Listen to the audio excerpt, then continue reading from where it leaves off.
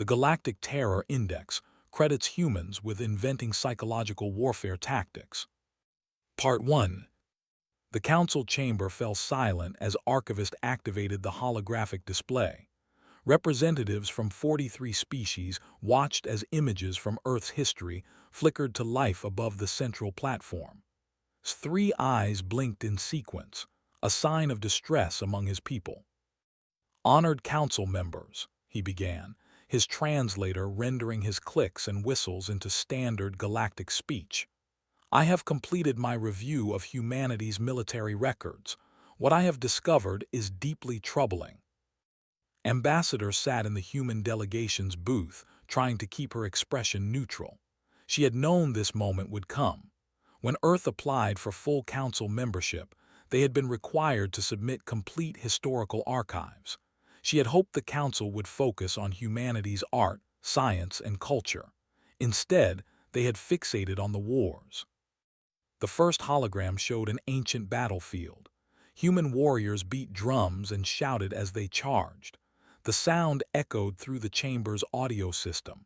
Several council members flinched. "This is from Earth's Bronze Age," explained. "Notice the noise. They are not communicating tactical information. They are attempting to frighten their opponents before physical combat even begins." A military officer commander leaned forward. "Archivist, please clarify. They make noise to frighten.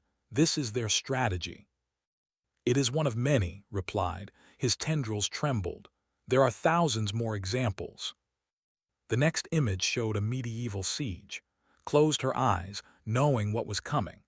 The hologram depicted soldiers launching diseased corpses over city walls. Gasps echoed through the chamber. The delegate stood abruptly, her feathers puffing in alarm. "This cannot be real. No species would contaminate their own world's resources this way. The biological consequences alone would be catastrophic." "Yet they did," said quietly.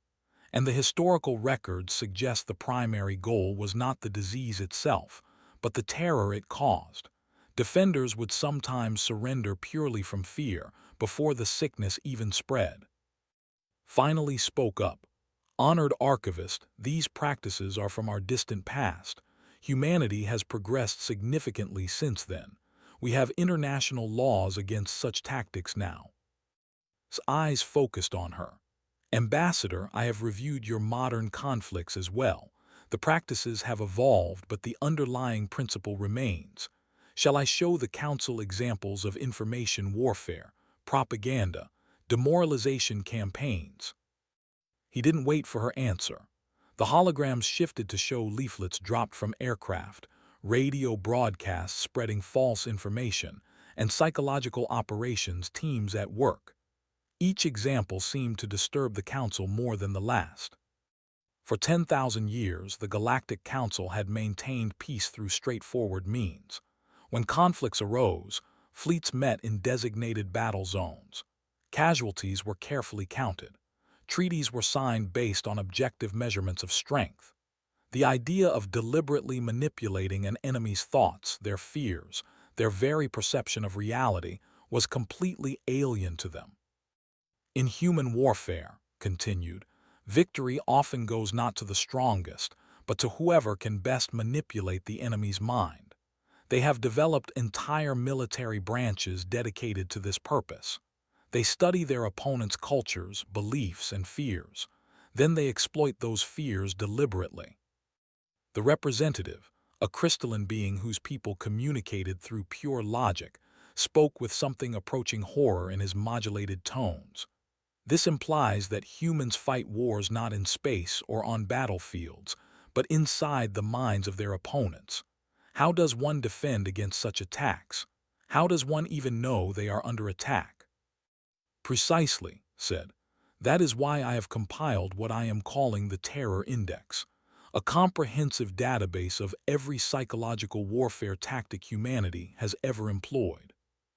He gestured, and the hologram split into dozens of smaller displays, each showing different tactics: misinformation campaigns, feigned retreats, ambushes disguised as accidents, false flag operations, strategic deception. The list went on and on. Watched the council members' reactions carefully. Fear, fascination, and disgust played across faces, scales, and energy fields. She had prepared speeches defending humanity's admission, but now she wondered if any words would be enough. Commander stood, his armored form imposing even by standards. I move that we delay Earth's admission indefinitely. These humans are too dangerous. If they can deceive and manipulate so effectively, how can we trust any diplomatic relationship with them? Several council members vocalized agreement. The vote would happen within the hour, realized. Earth's hopes of joining galactic civilization might end before they truly began. May I speak? Stood, activating her delegation's holographic platform. The council chamber's protocols gave her the floor. Please, Ambassador, the council chair said. We would hear humanity's defense of these practices. Took a breath. What archivist has shown you is real? We do not deny our history, but you must understand the context. Humanity developed on a single world, isolated from galactic civilization. We had no unified government until very recently. For thousands of years, we fought only ourselves. She paused, choosing her words carefully. Every human nation, every human tribe faced enemies who understood them completely.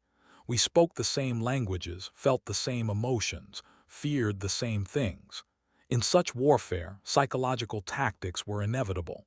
If your enemy understands exactly what frightens you, they will use that knowledge. That does not make it acceptable, the delegate countered. No, agreed. But it makes it understandable, and more importantly, we learned from it. Humanity has also developed extensive ethics around warfare. We have treaties banning certain weapons. We have laws protecting civilians. We have the concept of war crimes. Tendrils waved skeptically. Yet these psychological tactics are not banned by your laws. Because thoughts cannot be banned, replied. You cannot outlaw the understanding of psychology any more than you can outlaw the understanding of physics. What we have done instead is develop ethical frameworks for when and how such knowledge can be used. The council chamber murmured with discussion, pressed on. Look at humanity's most recent conflicts. Yes, we used information operations, but we also provided humanitarian aid to our enemy's civilian populations. We broadcast our intentions clearly. We followed rules of engagement even when they put us at disadvantage. We are not the monsters this archive makes us appear to be. Commander rumbled. Words are easy, Ambassador. How can we know humans will honor these ethics when dealing with galactic species they do not understand, who do not think as you do? Before could answer, a junior aide rushed into the chamber, moving with urgent speed that violated protocol. The aide approached Commander directly, handing him a data tablet. His armored plates shifted color, darkening to near black. In physiology, this indicated extreme concern. Council Chair said, his voice tight. I have just received word from the 7 border station. Long-range sensors have detected a massive fleet entering Council space. Configuration matches the Dominion. The chamber erupted. The Dominion existed beyond Council borders, a hive-mind empire that had refused all diplomatic contact. They were known to be aggressive, territorial, and utterly ruthless in combat. How many ships? The council chair demanded. Preliminary count suggests over 3,000 vessels, replied. This is not a raid. This is a full-scale invasion. Felt her stomach drop. She had read the intelligence reports on the council's conventional forces had never faced anything like them. They fought with perfect coordination, their hive mind eliminating all the confusion and fear that normally plagued military operations. Its display still floated above the chamber, filled with examples of humanity's psychological warfare tactics. In the sudden crisis, it seemed almost quaint, a historical curiosity about primitive human conflicts. But looked at those tactics with new eyes. They were coming, and the Council had no idea how to fight an enemy that felt no fear, made no individual decisions, and never hesitated. The Council would need straightforward military power, certainly, but they might need something else too. Something humanity had spent 10,000 years developing out of desperate necessity. They might need weapons that worked on minds.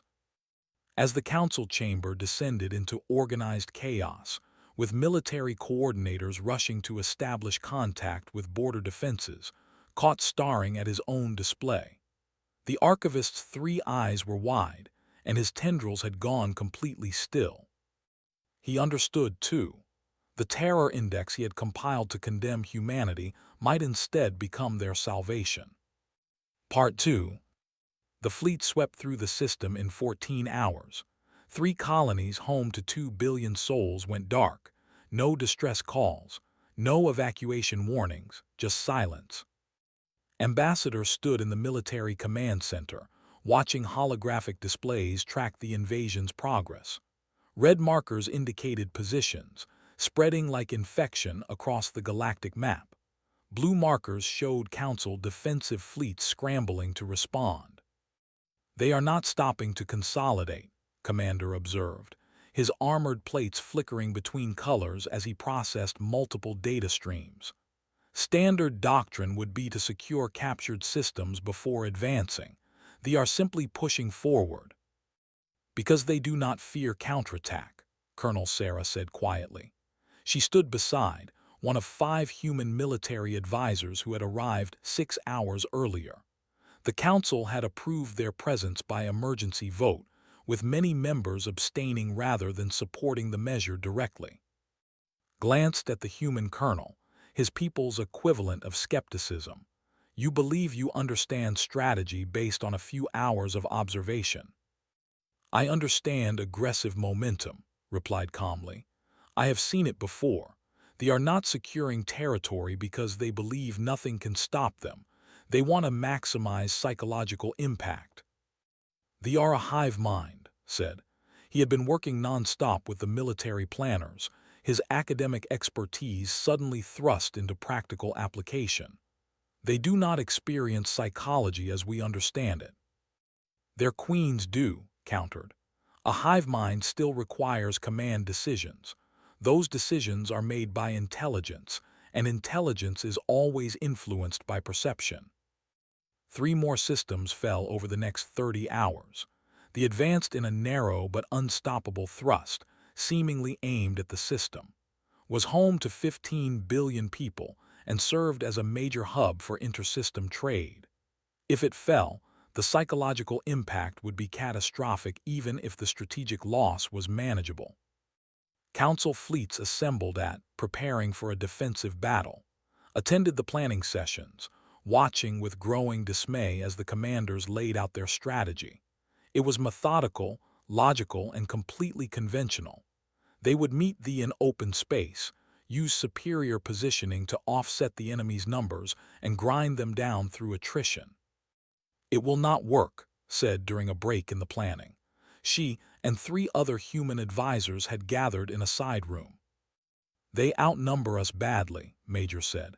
He was the security consultant who had first detected unusual activity weeks ago. "But the Council forces have better technology. In a straight fight, it might be close." "They do not fight straight fights," replied. "Look at their pattern. They hit 3 colonies simultaneously forcing the defenders to split their response. When help arrived, they had already moved on. They are using speed and coordination as weapons." "So what do we do?" asked. "The Council will not authorize anything they consider psychological warfare. Half of them barely agreed to let us advise at all." Smiled thinly. "We do not ask permission, we ask forgiveness. But first, we need to understand our enemy better." Over the next day, the human team worked feverishly. They analyzed every engagement, looking for patterns, focused on communications intercepts, using human-designed algorithms to detect coordination signals. Captain Lisa Torres, a specialist in information operations, studied how they responded to council broadcasts and attempted communications. What they found was both encouraging and troubling. The hive mind operated through constant quantum-entangled communication between their queens and their warriors.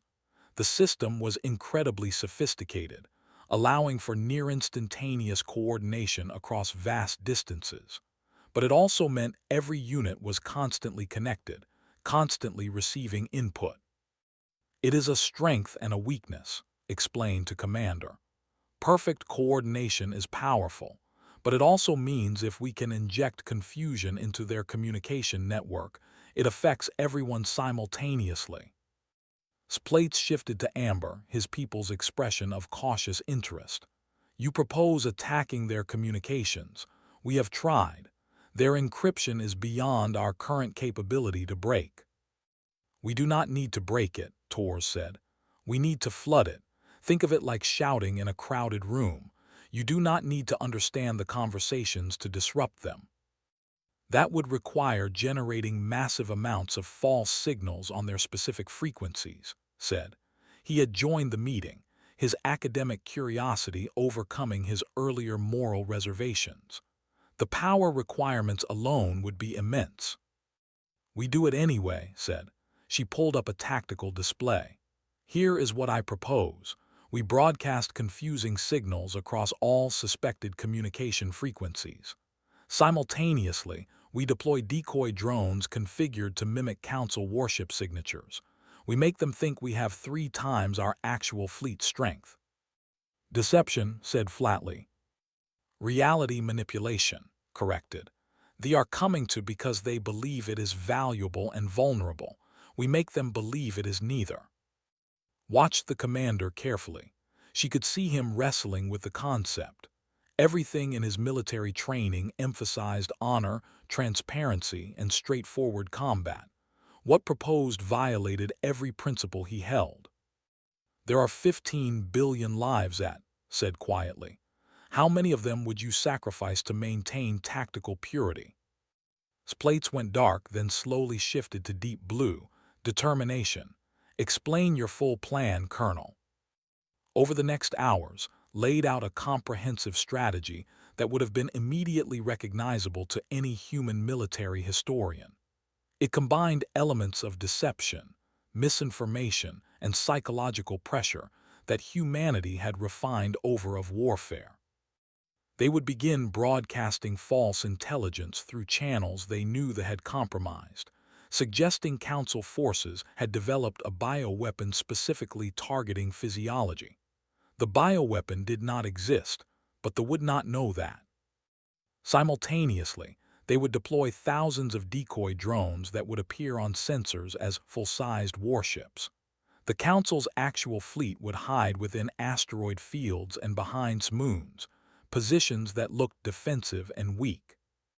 When they arrived, they would see a massive fleet, receive concerning reports about bioweapons, and face enemies in seemingly vulnerable positions that were actually carefully prepared kill zones. You are trying to make them hesitate, said with sudden understanding. This advantage is their absolute coordination and confidence, if you can introduce doubt into their decision-making process. They stop being unstoppable, finished. Even for a few minutes, that is all we need. The plan was implemented over 48 hours of frantic work. Council engineers, despite their misgivings, found themselves impressed by the human team's technical creativity. The false intelligence was crafted with psychological precision, designed to trigger caution in any rational commander. The decoy deployment was a masterpiece of sensor manipulation. When the fleet arrived they found a phantom war waiting for them. Their scouts reported a massive Council presence, far larger than their intelligence had suggested possible. Communications intercepts spoke of devastating new weapons. Their advance forces, probing the Council's weak positions, triggered carefully placed ambushes that eliminated entire squadrons before they could report back. For the first time in recorded military history, their fleet paused. It was only 15 minutes, just 900 seconds of hesitation as their queens analyzed conflicting data and tried to determine what was real. But in modern space combat, 15 minutes was an eternity. Council forces, coordinated by human advisors using tactics they had never imagined, struck with devastating precision. They focused on command vessels, knowing that disrupting this coordination would be more effective than destroying random ships. They broadcast false surrender offers on some channels while sending aggressive threats on others, creating informational chaos. The battle lasted 6 hours. When it ended, the fleet was in full retreat, having lost over 40% of their vessels. Council losses were heavy but manageable. More importantly, the advance had been stopped. In the command center, stared at the tactical display showing the enemy's withdrawal. His plates cycled through colors had never seen before, emotions too complex for simple translation. They should not have hesitated, he said finally. A hive mind should not doubt itself. Everything doubts when it encounters the unexpected, replied. That is the nature of intelligence, biological or otherwise. Felt a mixture of relief and concern. They had won, yes, but they had won using tactics that had horrified the council just days earlier. The political consequences would be significant. Approached her quietly. Ambassador, I need to update the terror index. We have just witnessed psychological warfare conducted against a hive mind species. This changes everything. I know, said. She watched the celebration beginning among the council forces, saw the relief on faces that had expected to die today. The question is whether the council learns from this or fears us even more. The archivist's tendrils moved in what might have been a shrug. Perhaps both. Is that not the nature of powerful knowledge? Part 3. The Galactic Council chamber was packed. Every species with membership rights had sent representatives, and the gallery overflowed with observers. Ambassador stood in the human delegation's booth, feeling the weight of thousands of eyes upon her. The Dominion's retreat had bought the council time, but the war was far from over. Forces still occupied 3 systems and showed no signs of complete withdrawal. More concerning was the debate raging across council space about how the victory had been achieved. Its updated terror index had spread rapidly. What had begun as an academic catalog of human military history was now required reading at every military academy in council space. Some species studied it with fascination, eager to understand these new concepts. Others treated it like forbidden knowledge, dangerous and corrupting. The Council recognizes Ambassador of Earth, the Council Chair announced. You have requested an opportunity to address concerns about human tactical methods. Stepped forward, her image projected large above the central platform. She had spent days preparing this speech with Colonel and her team. Everything depended on how the Council received it. Honored members, she began, I will not pretend that humanity's methods are gentle. I will not claim that psychological warfare is kind or noble, but I will ask you to consider what warfare actually is. She gestured and a hologram appeared showing the battle at. When we fight, we do so because we want something. Territory, resources, security, ideology. Whatever the goal, we fight because we believe we can achieve it through force. Yes. Heads nodded throughout the chamber. This was basic strategic theory, accepted by all. Now consider, continued, where does the decision to fight or surrender actually happen? Not in the ships, not in the weapons. The decision happens in the mind of whoever commands those ships and weapons. All warfare at its core is psychological. Every battle is ultimately won or lost through decisions made by thinking beings. She paused, letting that sink in. The Council has always understood this instinctively. You count ships because you know a smaller fleet might surrender when faced with overwhelming numbers. You establish rules of war because you know violations will anger your enemies and strengthen their resolve. You conduct diplomatic negotiations because you know that changing minds is often easier than destroying armies. These are not the same as deception and manipulation, the delegate protested. We do not lie, we do not exploit fear. Do you not? Asked gently. She pulled up another display showing a standard Council warship. Your vessels are painted in bright warning colors. Why? The paint adds no tactical advantage. You do it because you want enemies to recognize your ships from a distance and feel intimidated. That is psychological warfare. Murmurs spread through the chamber, pressed on. When you broadcast your fleet's size before battle, you are trying to make the enemy doubt they can win. When you make public displays of military strength, you are attempting to deter aggression through fear. The only difference between these tactics and what humans practice is that we have studied the principle systematically. We have refined it. We have made it into a science. Commander stood. They had been quiet since the battle and had worried about his position. Ambassador, I fought at. I used the tactics your people suggested. I ordered my fleet to deceive the enemy, to make them doubt their own intelligence, to exploit their fears. Braced herself for condemnation. Instead, continued. I have spent my entire career believing that honor in combat meant transparency. But 15 billion people live today because we were not transparent, because we understood that saving lives matters more than maintaining comfortable illusions about warfare's nature. The chamber erupted in discussion. The council chair called for order 3 times before silence returned. However, continued, and's heart sank, I am also deeply troubled. The humans taught us that warfare happens in the mind. But if this is true, how do we prevent such tactics from spreading beyond military applications? What stops species from using psychological manipulation in diplomacy, in trade, in every interaction? It was the question had been dreading. She glanced at, who had moved to stand near the human delegation. The archivist's tendrils signaled encouragement. That is exactly why we need frameworks and oversight, said. Humanity did not develop ethical warfare overnight. We made terrible mistakes. We caused immense suffering. But we learned. We created international laws. We established that some tactics, while effective, are fundamentally wrong. She pulled up a new document, one she and her team had drafted over sleepless nights. I present to the Council a proposed charter for strategic psychology. It acknowledges that understanding psychological factors in conflict is now necessary for galactic defense, but it also establishes strict ethical boundaries. The charter appeared on displays throughout the chamber, walked through its key provisions. Psychological tactics could be used in military operations, but only to minimize casualties and end conflicts quickly. Deliberately causing permanent psychological harm was prohibited.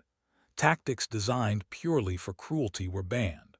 All strategic psychology operations would be reviewed by an independent council committee.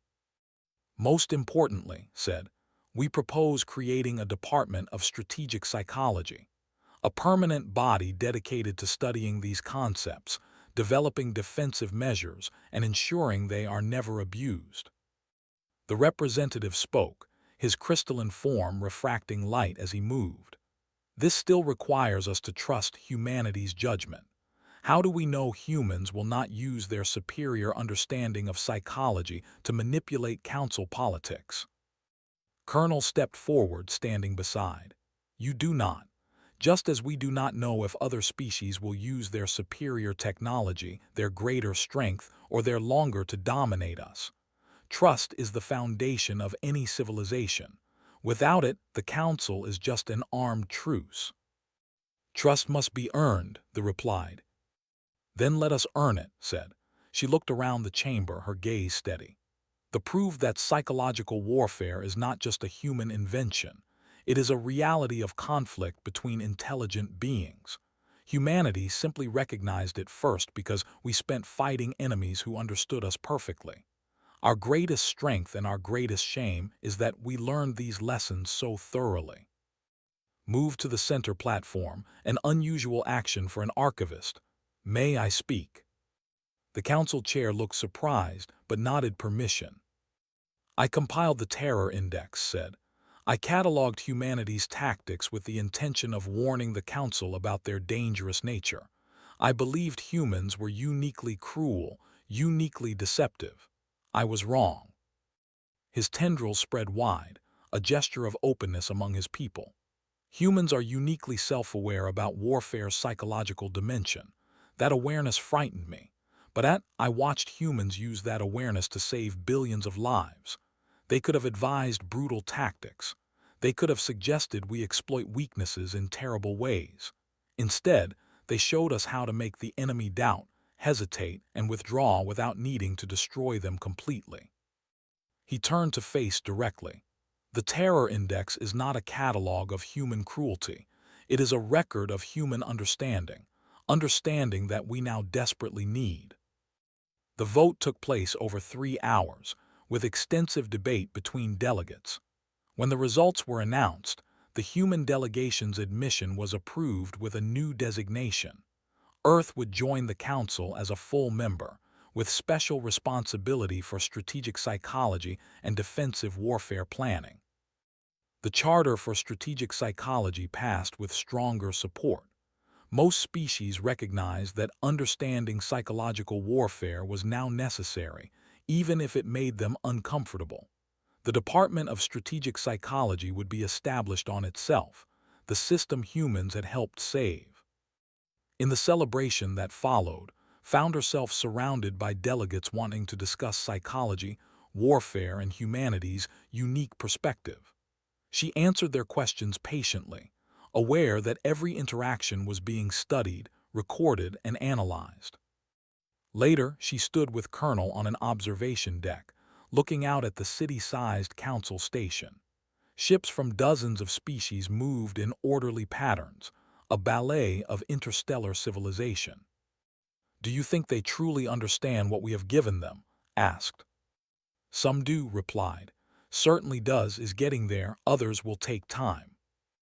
They are still out there. They will learn from this defeat. Next time they come, they will be prepared for our tactics. Then we will develop new ones," said.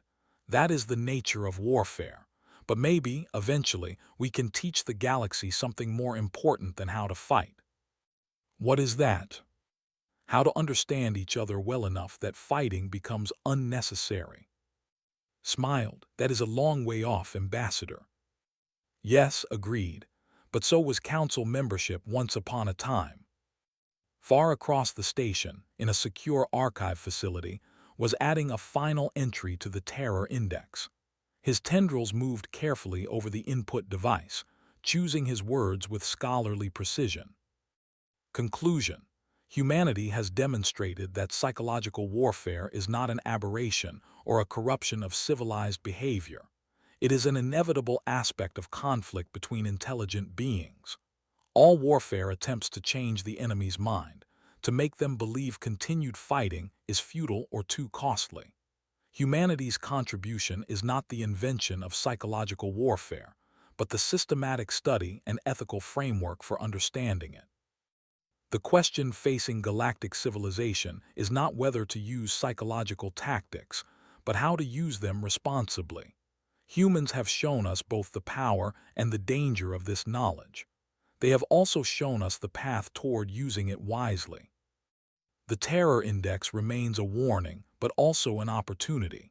May future species study these tactics not to perfect cruelty, but to understand the nature of conflict itself. And perhaps, in understanding, to find ways to resolve differences without warfare at all. He saved the entry and closed the file. Tomorrow, he would begin teaching the first class at the new Department of Strategic Psychology. The students would come from 24 species, all eager to understand what humans had discovered through bitter experience. In the human delegation quarters was reviewing intelligence reports from the border. The Dominion had pulled back their forces but showed no signs of negotiating peace. They were regrouping, adapting, preparing for the next confrontation. He tagged several concerning patterns and forwarded them to the Strategic Psychology Department's analysis team. The galaxy had learned an important lesson now it needed to apply that lesson before the returned. But for tonight, at least, the Council could celebrate.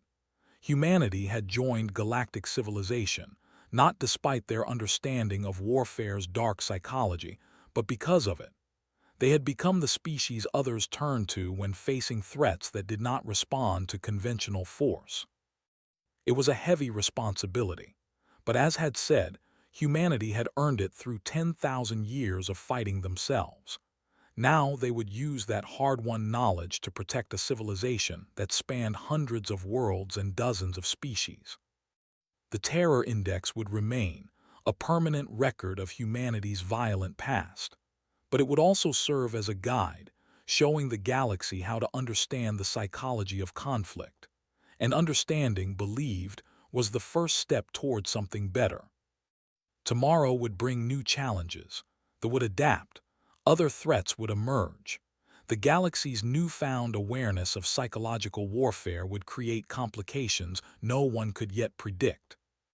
But tonight, humanity had secured its place among the stars, not as conquerors or merchants or explorers, but as teachers of a difficult and necessary truth, that warfare happens in the mind, and understanding that fact is the key to both winning battles and, eventually, preventing them entirely.